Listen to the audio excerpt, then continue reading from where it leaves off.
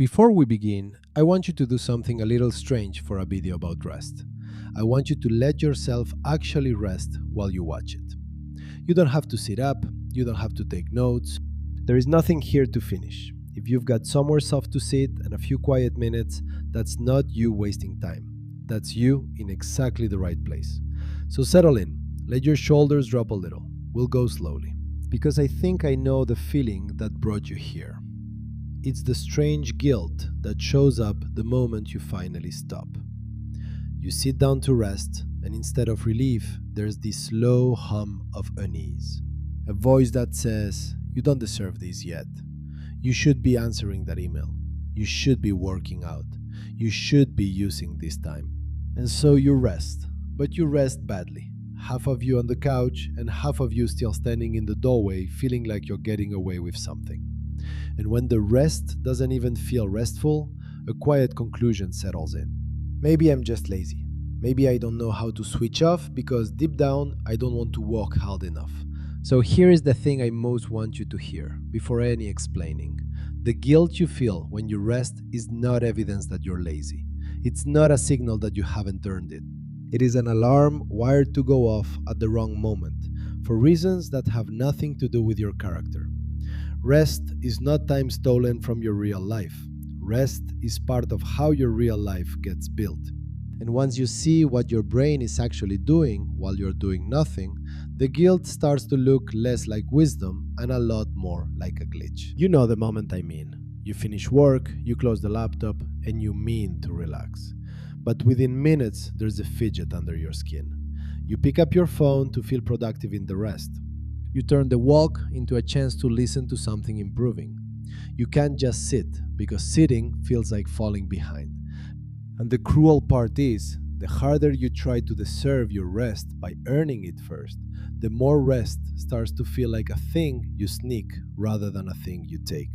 That restlessness, that inability to let an unproductive minute simply be unproductive, that is not a personal failing. We're about to see exactly what it is. Here's what the science actually says, in plain language. When you stop working and let your mind wander, your brain does not power down. In the late 1990s, a researcher named Marcus Reichel noticed something that surprised everyone. The resting brain burns almost as much energy as the focused, hard-at-work brain. It isn't idling, it's running a different program. Scientists call it the default mode network. A set of regions that switches on precisely when you stop concentrating on the outside world. And it isn't doing nothing. While you rest, your brain quietly replays what you learned that day and files it into long-term memory. That filing, that consolidation, largely happens while you're not working on the thing. The same network is what lets your mind drift across unrelated ideas and suddenly connect two of them. It's the reason the answer arrives in the shower, on the walk, in the half-asleep moment, and almost never while you're gripping the desk, straining for it. So sit with what that means. A real part of your work, the consolidating, the connecting, the quiet sorting, can only happen during the downtime you've been taught to feel guilty about. You are not slacking when you rest. You are running the night shift. Think of it like a farmer's field. For a long time, the smartest farmers have known something that looks, on the surface, like laziness. You don't plant the same field every single season. You leave it fallow. You let one field rest while the others grow. To someone who believes that bare ground is wasted ground, that fallow field looks like failure. Nothing's happening. Nobody's working it. But the rest isn't the absence of farming. The rest is farming. Underground, out of sight, the soil is doing the slow work of becoming able to grow again. A field worked every season without pause doesn't produce more. It produces less, and then it produces nothing, because you took out and never let anything return. Your attention is that soil.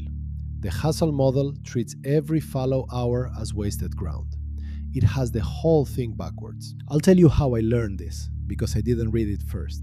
I lived the wrong version for years. I was the person who genuinely believed that the only honest state was working, and everything else had to be justified. I'd take a day off and spend the whole day with a low background guilt, mentally drafting the emails I wasn't sending. I treated sleep as a tax I resented paying. I wore my exhaustion like proof that I was serious.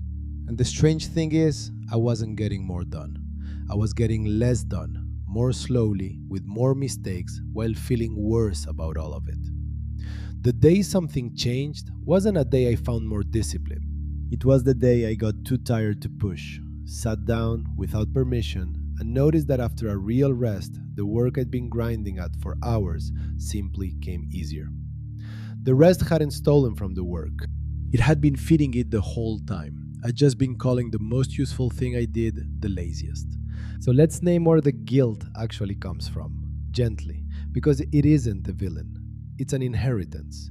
The feeling that rest is a small moral failure didn't start with you, and it didn't start with your laziness. It's a script handed down for centuries. There's a deep cultural idea, often traced to what's called the Protestant work ethic, that fused hard work with virtue and personal worth, so that being busy became a way of being good. Over generations, that quietly inverted into its shadow. If working hard makes you good, then resting must make you a little bad.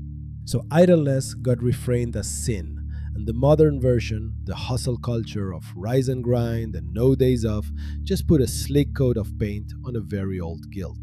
When you sit down to rest and feel that you don't deserve it, that's not your conscience reading your character accurately. That's a centuries old story, running automatically, mistaking necessary maintenance for moral weakness. So here is the big reframe, the one idea this whole video turns on. You have been treating rest as a debt, time you borrow against your goals and have to pay back with guilt. The truer model is that rest is repair, a built-in phase of the system, the half where the brain restores what the working half spent. And those two stories produce completely different lives. If rest is debt, then every restful hour is a small loss you have to justify. So you can never fully take it, and it never fully works. If rest is repair, then rest is simply the other half of doing good work. No more shameful than charging a phone is shameful. We don't moralize about plugging in our devices. We don't call the battery lazy for needing the wall.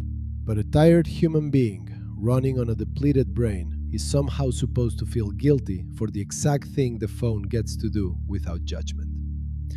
We're going to drop the debt model. Rest isn't borrowed from the work. Rest is the part of the work that happens with your eyes closed, and the governing principle falls right out of it, and it isn't a feeling, it's measured. A Stanford economist named John Pencavel studied output against hours worked and found something the grind crowd never quotes. Productivity per hour holds up to about 50 hours a week, then falls sharply. And past about 55 hours, it drops so steeply that the extra hours produce essentially nothing. Someone working 70 hours gets roughly the same amount done as someone working 55. The 15 extra hours don't buy output, they just buy exhaustion. So here is the contrast that changes everything.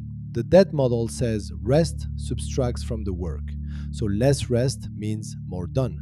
The repair model says rest is what keeps the work worth doing, so past a point, more grinding subtracts and more rest adds. The person who insists on no days off isn't getting more done than the person who rests well. They're paying more in health and in years for the same result, or less. Rest stopped being optional somewhere around the point your hours stopped producing anything but tiredness. Let me make that concrete, because it sounds abstract until you see it.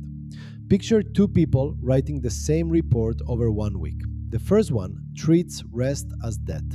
She works late every night, skips the walk, eats at the desk, sleeps badly because her mind won't stop, and tells herself the guilt she feels at 6 p.m. when she considers stopping means she's still got more to give.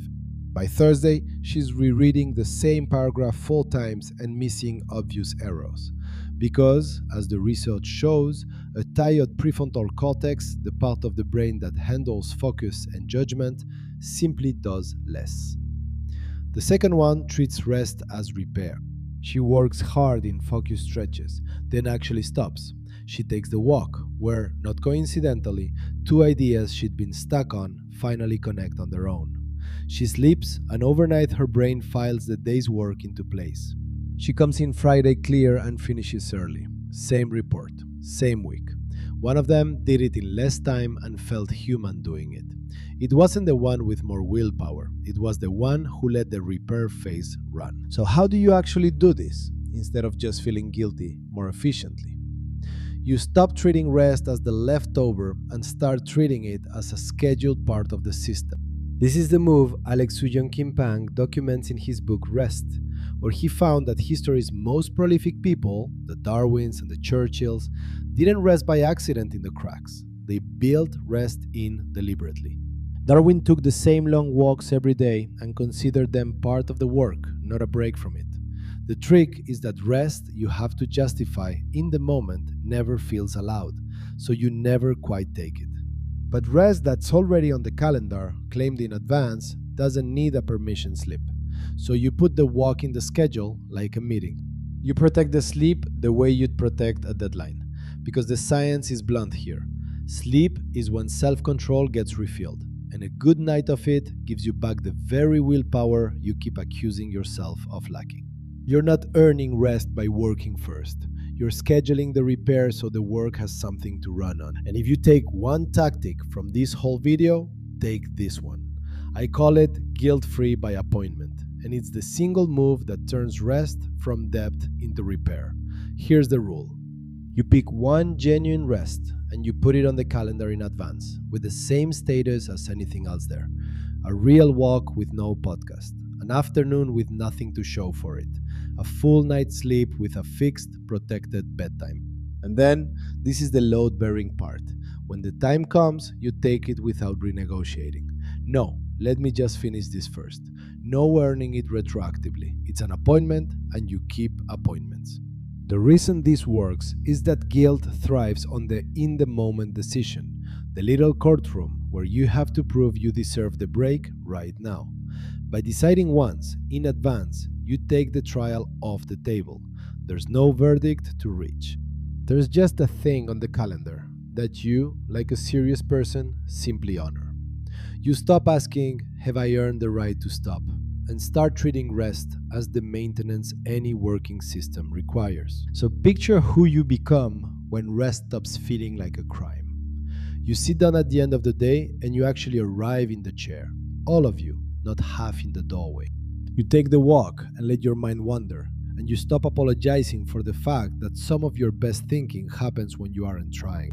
You sleep without resentment, and you wake up with the self-control you used to beg yourself for, because you let it refill overnight instead of running it to zero. You have a genuinely unproductive afternoon and nothing falls apart, because you finally understand that the afternoon wasn't a withdrawal, it was repair. And slowly, without ever declaring war on your own tiredness, you become a person who works with more clarity and lives with less dread. Not despite the rest, but because of it. Here's the part the hustle culture gets exactly backwards. Resting well isn't the thing that makes you fall behind. It's the thing that lets you keep going at all. The fallow field isn't the lazy field. It's the one that's still fertile in 10 years, when the overworked ground beside it has turned to dust. So here's your one small thing for today. Not a whole new philosophy of life, just one move. Open your calendar and schedule a single, genuine rest sometime this week. Only one. A real walk, an early night, one unstructured hour that doesn't have to produce anything. Put it there with a real time on it, the way you'd block a meeting. And then make yourself one quiet promise. When it arrives, you take it, without making yourself earn it first. You're not committing to a restful life. You're just running one small experiment in treating rest as repair instead of debt, and noticing, when it's over, whether the work that comes after it is a little easier than usual. I think you already know that it will be. And if something in this landed, if you're tired of feeling guilty for being a human being who needs to recover, I wrote a short, free guide that goes deeper into this same gentle idea. That the most durable systems are the ones built for your worst days, your tired days, your fallow days, not just your best ones. It's the same reframe applied to your whole approach to discipline, with the actual methods that survive a rough week instead of shattering.